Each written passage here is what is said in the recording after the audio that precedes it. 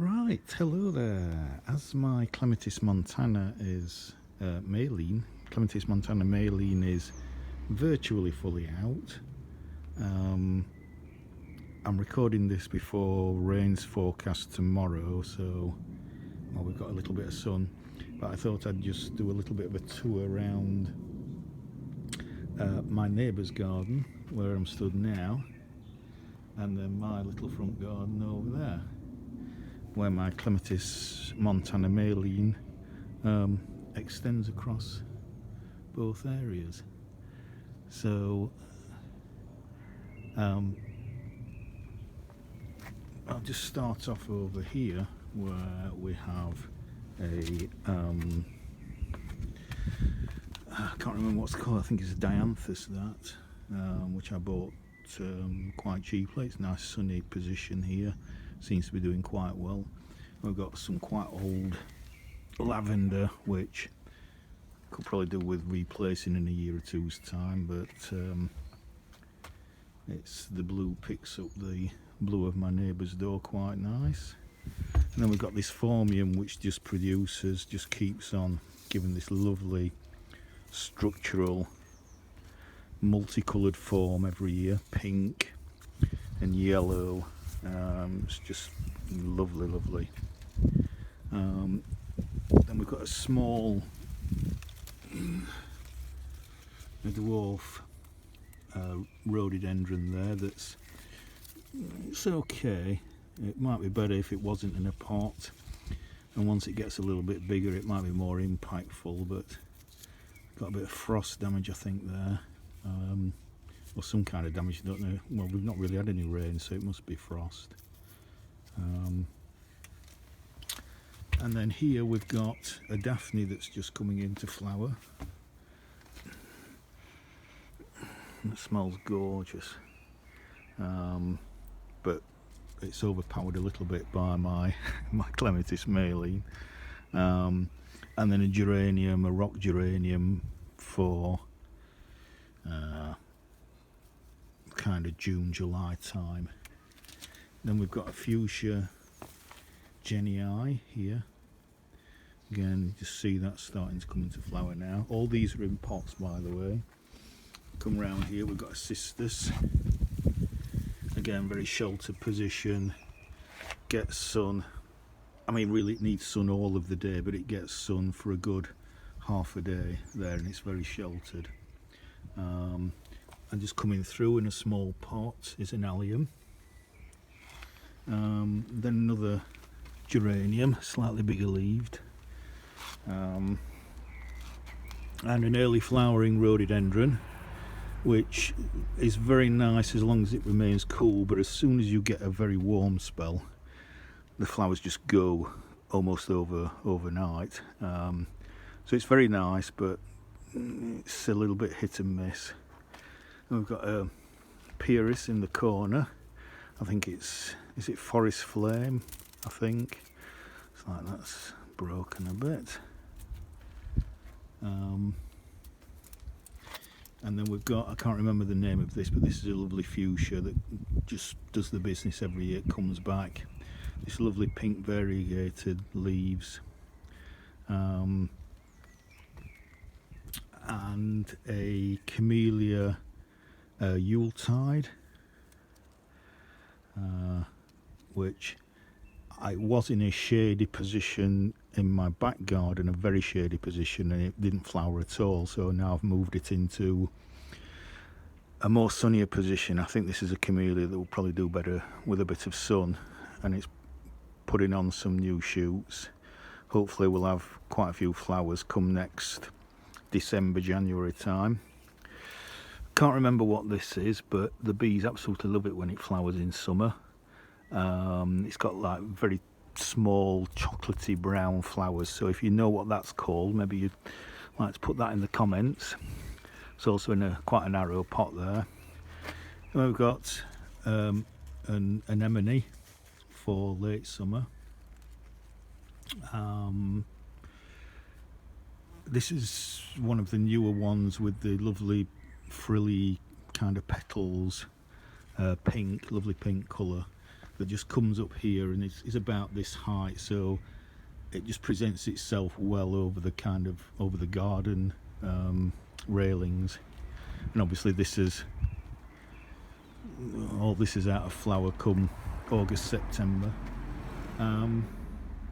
So that's in, we can see a jasmine Fiona sunrise there, but that's actually in a pot in my garden. We're just letting that scramble up the wall wherever I can. So if we go through now into my garden, just focusing on the star of the show at the moment. Stand back a little bit.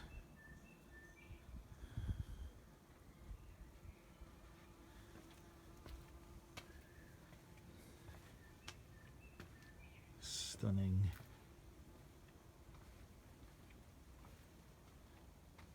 And again up. It's a bit sparser here. There's a bit of, it's where it's really shady on this side, so it's not quite as, it's like all the flowers have come this way to grab a bit more sun, but still, how can you not be pleased with that? Lots of rosebuds as well on my golden showers. See some up there. And again, that summer flowering clematis, which goes on from kind of the end of May right through to really the end of August.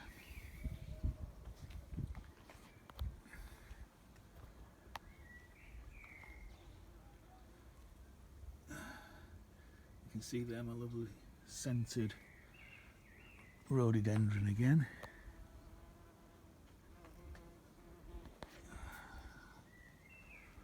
And so if we come in,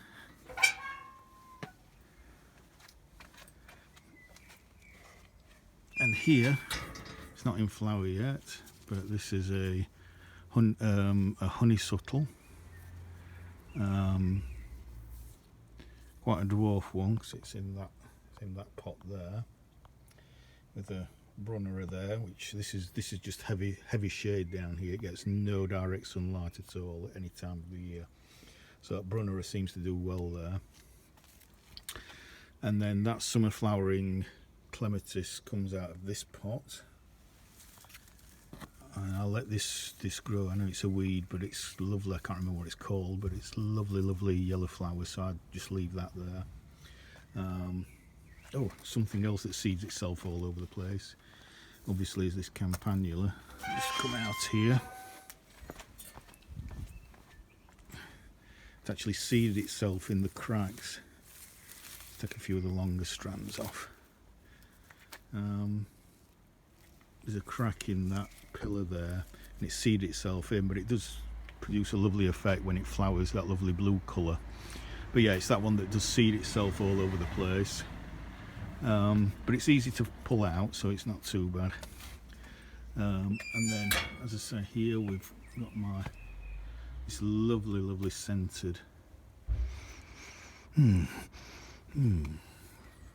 rhododendron, absolutely looking perfect at the moment, just looking absolutely spectacular. And again, that's in a pot down there, some ericaceous compost. And then this, I always forget what this is called, but it's got those really nice blue flowers, kind of August, September time, that attract hoverflies. Very small flowers, which begins with P. I can't remember. Another plant I can't remember, I think this begins with Z. You get lovely white flowers, again summertime. And then similar strappy leaves, but I like the contrast of that.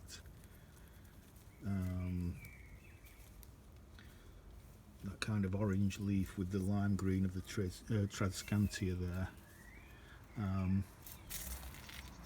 And then my choicea here, just coming out into flower. Smells lovely. I think on one of my last videos I said that this was a Philadelphus. Well, it's not. It smells like a Philadelphus. It's got that mock orange smell, that mock orange scent. but it is a choicea, Sundance. Also there is a, might be able to see here, another some yellow variegated jasmine, which again contrasts nicely with the dark purple leaves of the Clematis montana, but also the yellow picks up the yellow rose of the golden, the yellow colour of the golden shower rose. So there's all sorts of contrasts and you know, compatibility going on here. Just take that off. But yeah, come round to this part, and this is the I should have done more research before I did this video. This is the, I can't remember, but it seems to do well in this kind of half sun, half shade position. It's got pink flowers in summer, flowers for quite a long time. I think you find it near the coast. So there's a couple of those in here. But I've also got a little dwarf clematis here. It's one of these new varieties that flowers, got lovely blue flowers, quite big flowers in summer.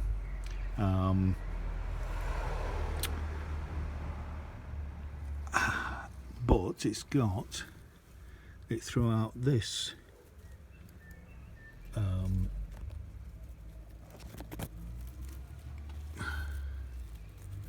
here, which if you follow it up actually produce, you know, comes to that, and it produces produced that as an offshoot. So it's obviously gone back to, reverted back to, or at least that one shoot has reverted back to what looks like a montana, a small montana type of clematis. So nice though that is, because this is quite a small area, I will need to take that out. So I will let that flower this year, and then I will take that out so it doesn't swamp the rest of the plant, the rest of this small lovely blue clematis. And then also on here, which you can see some lovely little buds, is probably one of the best, if not the best, dwarf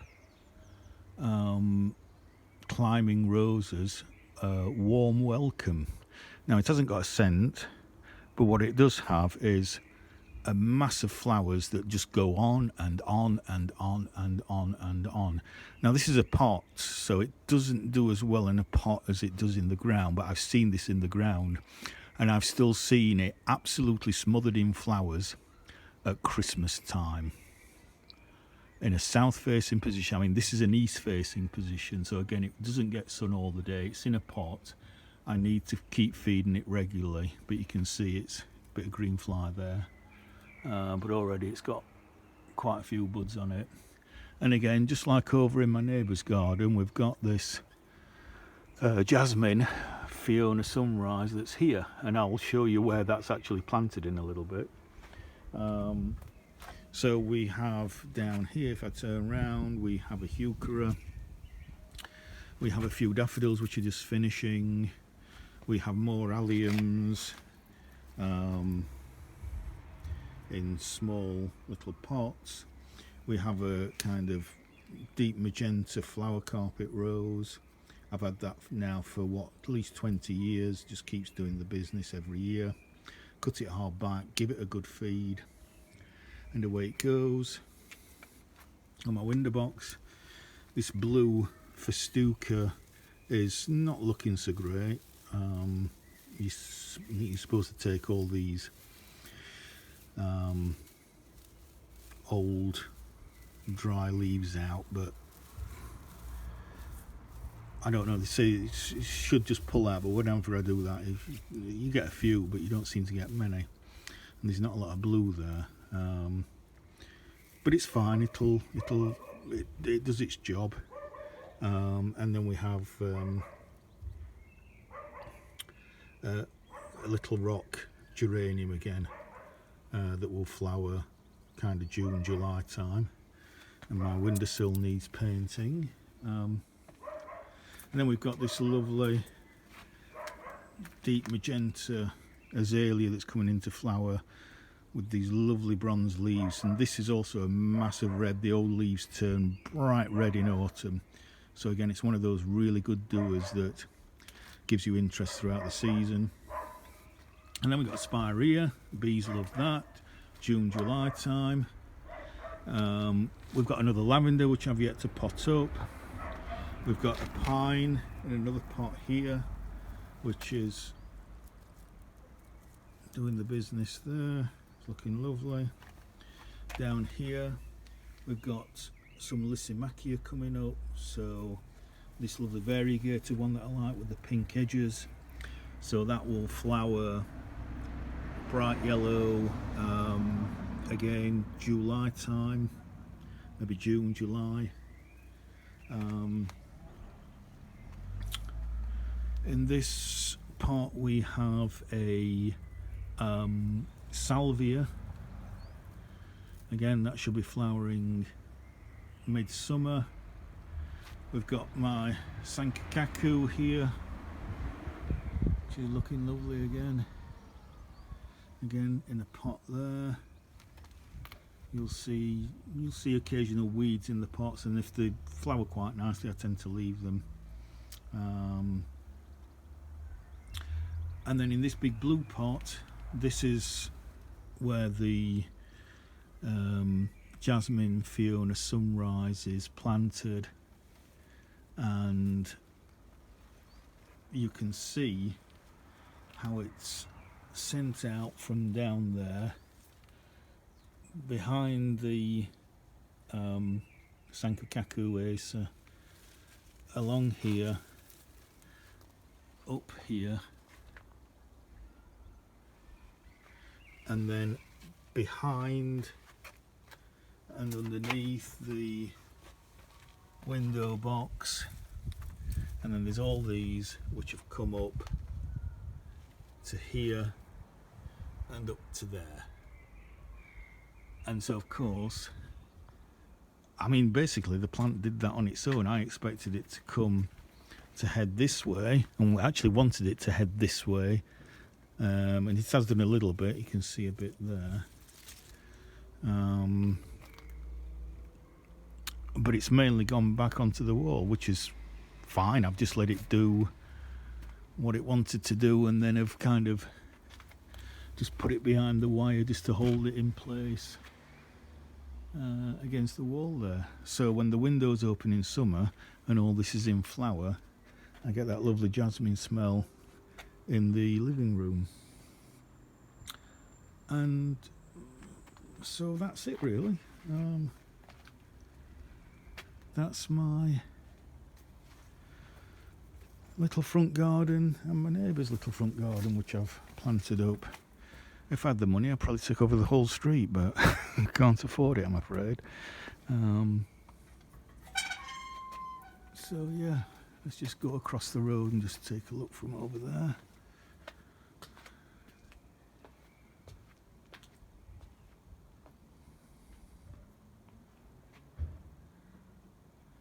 And I think that's the scene I will leave you with